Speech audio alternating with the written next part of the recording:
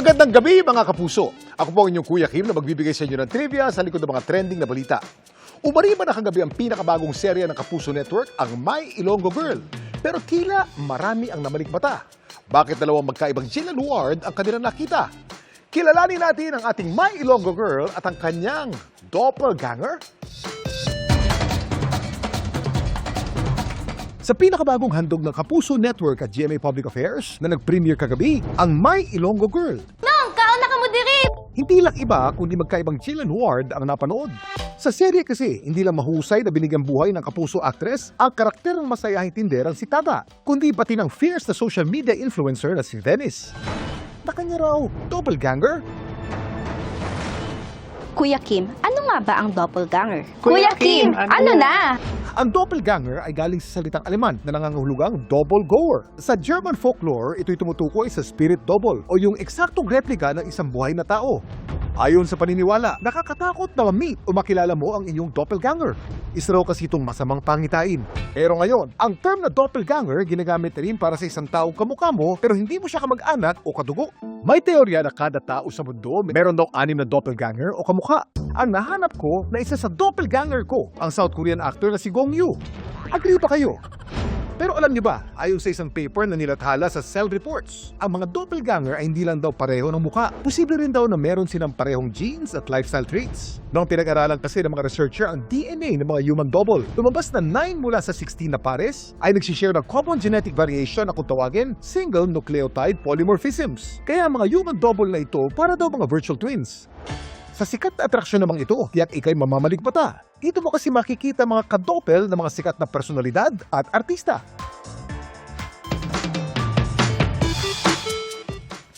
Ang Madame Tussauds sa isang wax museum na naglalaman ng mga wax ng kanilang personalidad mula sa iba't ibang larangan. Tinatagto ng French artist na si Marie Tussauds noong 1835 sa London. Pero ngayon, marami na itong branch sa iba't ibang lunsod sa mundo. Kaya sa New York, Hong Kong, Paris at Tokyo. Sa ngayon, 5 Pinoy na ang may wax figure sa naturang museo. Ang Miss Universe title holders na sina Pia Wurtzbach at Catriona Gray, boxing champ Manny Pacquiao, ang multimedia superstar at ang aking inaanak na si Ann Curtis, at ang Broadway legend na si Lea Salonga. Sa para malaman ng trivia sa likod ng viral na balita, i-post o i-comment lang, #Kuya Kim, ano na? Laging tandaan, kimportante ang may alam. Ako po si Kuya Kim at sagot ko kayo, 24 oras. Nangako ang DFA na maiuuwi na sa susunod na linggo ang mga labi ng Pinay na nagbakasyon lang pero pinaslang umano ng asawa sa bansang Slovenia. Labis ang pagdadalamhati ng mga magulang ng biktima, lalo't mabuti anya ang pakikitungo nila sa Slovenian na suspect ng tumuloy sa kanila. Nakatutok si Rafi Kima. Halos hindi makapaniwala ang mag-asawang Vilma at Eutokio na pinatay ang kanilang panganay na si Marvil sa Slovenia at ang suspect, mismong asawa nito na 3 buwan pang tumira kasama nila sa Santa Ana, Maynila bago sila nagpunta sa Slovenia noong December 17. 3 months yun naming inaruga dyan sa bahay namin. Tapos pagdating doon, si Bindis lang yung nangyari. Hindi ko maano yung ma-imagine. Kasama pa nga nila ang manugang nang magdiwang si Aling Vilma ng kanyang kaarawan dito noong nakaraang taon. Pagbayaran mo yun, yung ginawa mong, pinatay mo yung anak ko, dinala mo pa talaga dyan sa Slovenia para patayin lang. Sana hindi mo na lang dinala yung anak ko dyan sa Slovenia. Buhay pa sana yung anak ko ngayon dito sa Pilipinas. Sa panahong narito siya sa Pilipinas, hindi raw nila kinakita ng problema ang Slovenian na ipinamamalengke sila minsan. July 2024 lang ikinasal ang mag-asawa. Sabi ko, mag-ingat ka doon dahil mag-isa ka lang. Yun lang yung huli naming usapan talaga noon. Tapos yun, niyakap din yun yung kapatid niya. Pero yun lang pala yung huli naming yakap nung time na yun. Maliban sa pinatay sa saksak, wala pang kumpletong detalyeng natatanggap ang pamilya kung bakit at paano pinatay ang kanilang anak. Matipid din na nakuha nila sa saglit na pakikipag-ugnayan ng kanilang manugang. Nag-chat lang sila na, sorry, pass away na daw si Marvil. Tapos yun lang, tapos di-replyan na, wala na, bigla nang nag-block na sila. Pangako naman sa kanila ng DFA, kung hindi ngayong linggo, sa susunod na linggo posibleng maibalik sa Pilipinas ang labi ni Marvil. Ayon sa DFA, bagamat sinasabing may mental illness ang suspect, dapat hintayin ang kalalabasan ng investigasyon. Wala pong final findings pa, although sinusubaybayan ng ating honorary consul doon. narinig nga natin may away. Pero siyempre, napaka-disturbing naman na purkit nag-away lang sinaksak na ng gusto. Para sa GMA Integrated News, Rafi Timan ng Katutok, 24 oras. Ipinahinto ng COMELEC ang pag-iimprenta sa mga balota para sa eleksyon 2025. Nag-issue kasi ang Korte Suprema ng DRO laban sa pag-disqualify sa ilang aspirant at iniutos na ilagay ang kanilang mga pangalan sa balota. Nakatutok si Sandra Aguinaldo. Isang emergency meeting ay pinatawag ni COMELEC Chairman George Erwin Garcia. Kasunod ito ng desisyon ng Korte Suprema na naglabas ng temporary restraining order laban sa mga desisyon ng COMELEC na nag-disqualify sa ilang kandidato o di kaya idineklarang nuisance candidate. Kabilang dyan ang pag-disqualify nila kay dating Representative Edgar Erice sa pagtakbo sa 2nd District ng Caloocan. The TROs prohibits COMELEC from disqualifying them. So this means their names have to be included in the ballot. So it's up to COMELEC how they will implement this, but they will just have to follow the order of the Supreme Court, yes. Problema ito dahil wala na sa mga balotang iniimprenta ngayon ang pangalan ni na Erice at 4 na iba pa. Noong January 6 pa nagsimulang mag-imprenta ng balota ang COMELEC. Sa isang statement, sinabi ng COMELEC para makasunod sa utos ng Korte Suprema, agad daw nilang ipinahinto ngayong gabi ang printing ng official ballots. Kailangan magpatupad ng pagbabago sa candidates database, election management system, automated counting machine at consolidated canvassing system.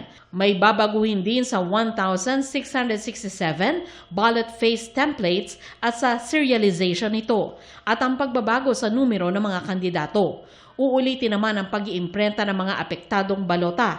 Pag-aaralan din daw kung uulitin ang isinagawang trusted build dahil sa pagbabago sa EMS at database. Matatanda ang sinampahan ng disqualification case si Erice ng isang Raymond Salipot dahil sa munay panggugulo sa proseso ng eleksyon o pagdudulot ng kalituhan sa mga botante sa pamamagitan ng pagpapakalat ng mali at nakakaalarmang impormasyon. Kaugnay yan sa mga komento ni Erice tungkol sa kontrata ng COMELEC at kumpanyang Miru.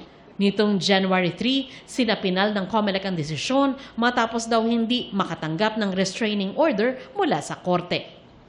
Nauna nang iginiit ni Erice na wala siyang nilabag na probisyon ng Omnibus Election Code kaya dumulog sa Korte Suprema. Para sa GMA Integrated News, Sandra Aguinaldo, Nakatutok, 24 oras. Hindi na nagulat ang Makabayan Bloc sa pagpapakita ng puwersa ng Iglesia ni Cristo sa peace rally nito kahapon.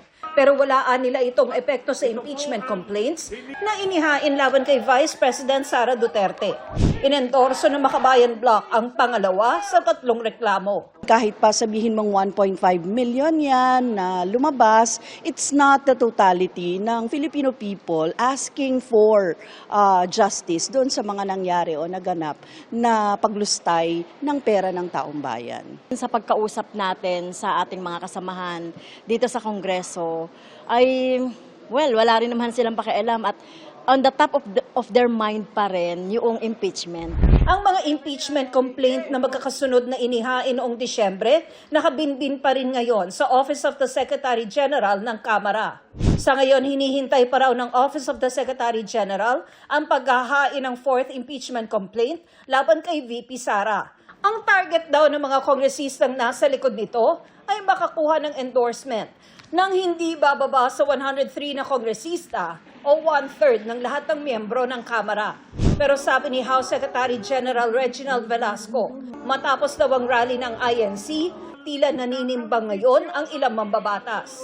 Let's wait and see, especially with the rally of the Iglesia ni Cristo, no? I think that will be taken into account by the House members concerned. Wait and see what, sir? What do you mean wait and see what? Wait and see whether they will really file another complaint or not. And then I'll be forced to transmit these 3 complaints to the office of the Speaker. I think next week will be a fair time for them to decide. Then I may be forced to transmit whatever complaints that I have received to the Speaker. by next week. Nauna nang sinabi ni Pangulong Bongbong Marcos noong Nobyembre na hindi siya pabor sa pagsusulong ng impeachment kay VP Sara dahil matatali lang daw nito ang Kamara at Senado. Sabi niya noon, wala itong maitutulong sa buhay ng mga Pilipino. Sabi ni Executive Secretary Lucas Bersamin, hindi nagbabago ang posisyong ito ng Pangulo. Ayon sa Manila Public Information Office, 1.58 million ang dumaloryan sa Quirino Grandstand. Bukod pa sa daan-daang libo sa iba pang panig ng bansa. Dinaluhan din yan ng ilang senador, kabilang na si Senador Bongo. Para sa GMA Integrated News, Tina Panganiban Perez, nakatutok, 24 oras.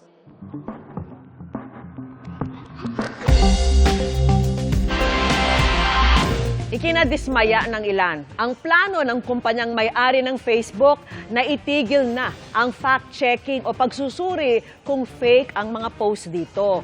Sa halip, aasa po ang Facebook sa mga user para sitahin kung fake o hindi ang mga post.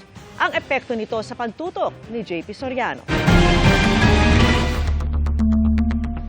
Sa Facebook na sumasagap ng mga ganap si Jigs, kaya politika pa yan, showbiz o viral post. At bagamat di umano basta naniniwala, nalilito na siya kung ano ang fake at totoo.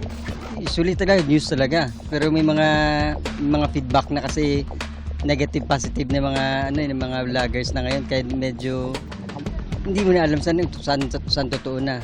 Dahil dati nang nasita ng mga pag-aaral kung paanong nagagamit ang social media para sa pagpapakalat ng maling impormasyon, kumuha noon ang kumpanyang may-ari ng Facebook o Meta ng mga grupo na hindi mula sa Facebook na susuri kung fake ang isang post.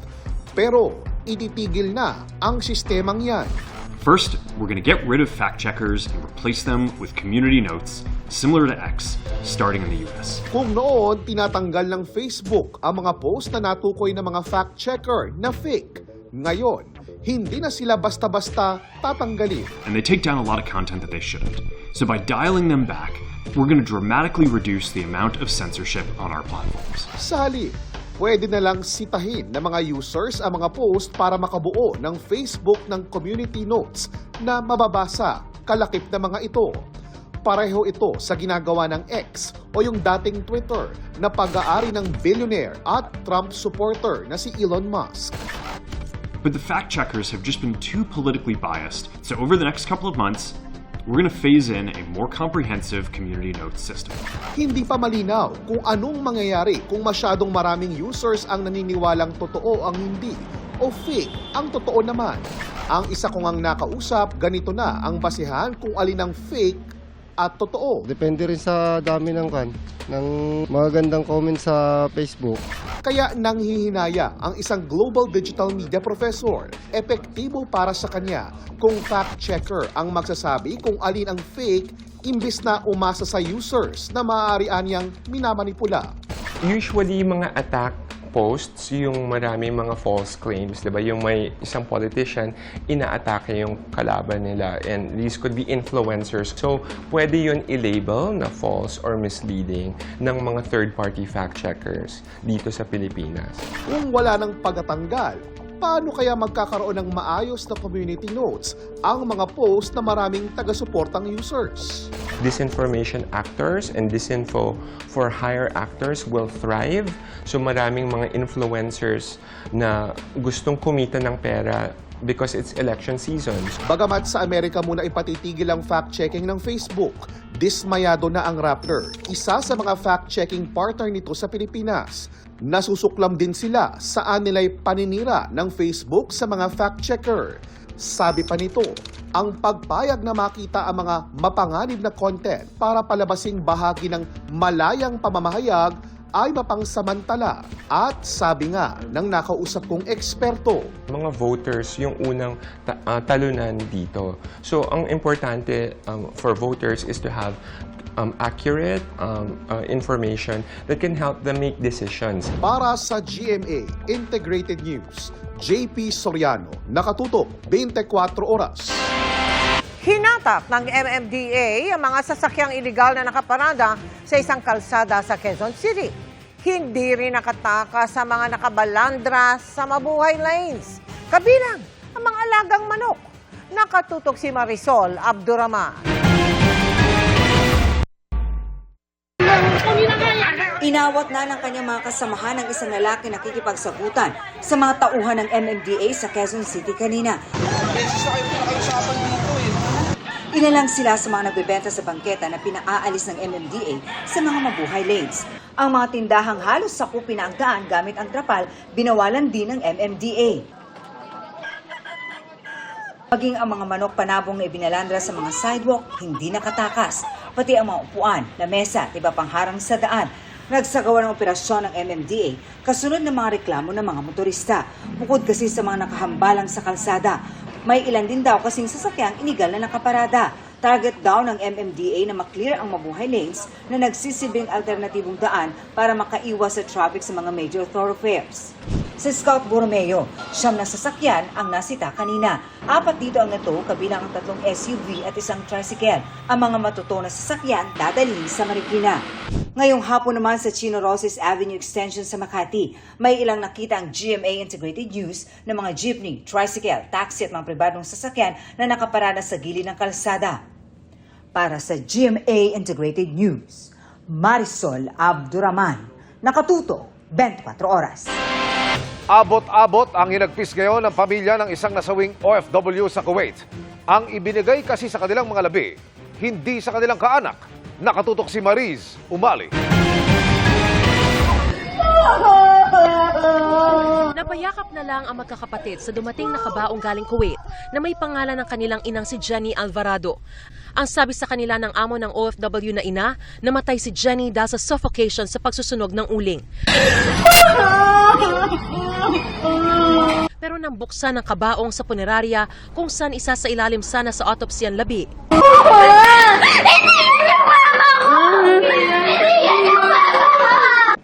Nung mga binuksan na yung muka, laking gulat po namin, hindi po talaga yung nanay namin. Ang labi sa kabaong ay sa katrabaho ni Jenny na Nepali. Nakasama umano niyang na-suffocate, pati ang mga kasamahang 2 Sri Lankan. Humingi ng paumanhin sa Department of Migrant Workers Secretary Hans Leo Kakdak sa pamilya ni Jenny sa nangyari. As it is, I take full responsibility dahil ako rin ang nagsabi na agaran ang pagpapauwi ni Jenny, which might have caused the mistake. But that said, we are also carefully studying legally the matter on whether there are liabilities involved with respect to the shipping of the human remains. Ang ipinagtataka pa ng pamilya ni Jenny kung suffocation ang ikinamatay ni Jenny at mga kasamahan nito, bakit daw napakaraming pasa at sugat ng Nepali na naiuwi dito. Yung mga kuko niya tinanggal. Tapos doon sa video nakatali yung kamay niya, which is mayroon siyang mga parang mga dugo na mga buo-buo pa. Then yung leg niya po makikita mo na ano siya, violet talaga siya. Parang hindi mo ma-imagine kung sinakal ba, binugbog, or what.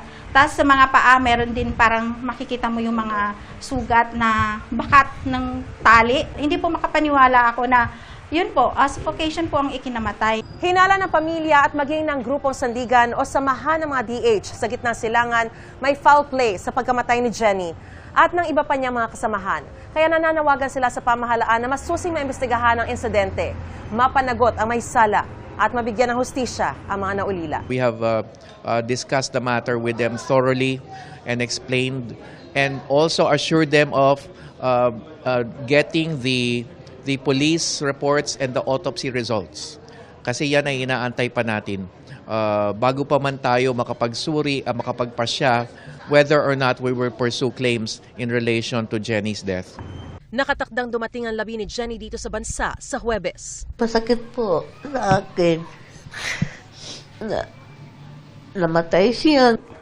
Nakauwi ka doon, mag-get together tayo. Tapos yun na po pala yung get together namin na hindi na namin siya makakasama na nakaiga na po siya sa kapako. Sakit sa amin. Hindi namin matanggap nga ganun ang mangyayari. Turing na aking siyang anak nga panganay. Para sa GMA Integrated News, Mariz Umali, nakatutok 24 oras. Napa-take me back Tuesday ang marami sa pag-recreate ng kapuso royal couple Dingdong Dantes at Marian Rivera sa kanilang prenup photos from 10 years ago. Sa Dubai ulit yan kinuhanan pero kasama na ang dalawa nilang anak. Makichika kay Aubrey Carampel. Celebrating 10 beautiful years of love. Matapos muling maglakad sa aisle ng simbahan para sa kanilang renewal of vows, nagbakasyon sa Dubai sina kapuso royal couple Dingdong Dantes at Marian Rivera. Napa-throwback pa ang dongyan sa kanilang prenup photos 10 years ago. At nirecreate ito sa disyerto. Extra special dahil syempre kasama na ang kanilang 2 beautiful children na sina Zia at Sixto. Nakadagdag sweetness and kilig pa ang golden sunset as their backdrop. To complete their Dubai Desert Safari experience, nag-sandboarding pa si Mommy Yan with Sixto na halatang enjoy na enjoy. Binisita rin ng Dantes family ang Museum of Illusions at nag-post ng kanilang nakakatuwang mga litrato. Kabilang ang photo na ito na tila nakapatong sa plato ang ulo ni Zia. May kuha rin si Ate Z na nakaupo sa giant chair. Si Sixto may kuha naman kasama si Superman at meron din silang picture with Batman. Bukod dyan, may kuha rin si Mommy Yan at Sixto with an owl. Ayon sa post niyan, gumagawa sila ng bagong memories that will last a lifetime. Aubrey Carampel, updated sa Showbiz Happenings.